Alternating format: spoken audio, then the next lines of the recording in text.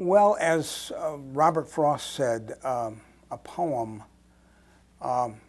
begins in delight and ends in wisdom, and a children's poem begins in delight and ends in delight. And I haven't heard it described any better than that.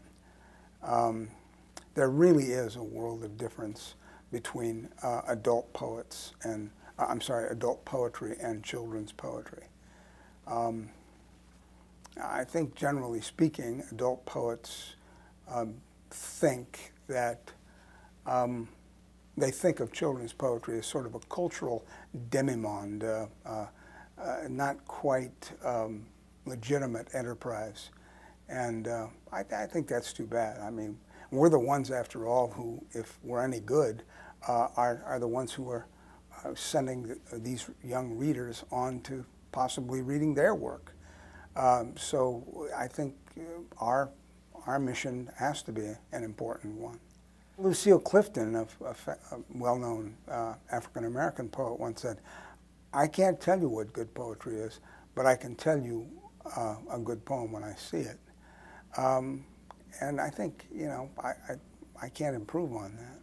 I mean, poetry is beautiful speech. As Frost said, it's a momentary stay against confusion. It's a blind date with enchantment.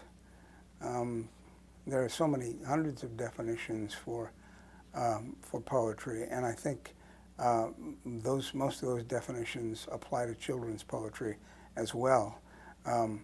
I really must say a word against what is commonly referred to as giggle poetry, because giggle poetry is written by poets who think they must include burps and nose picking and stuff like that to get down to speak to children, and that's exactly what they're doing. They're writing to the lowest common denominator. So none of that poetry, in my opinion, deserves to even be called poetry.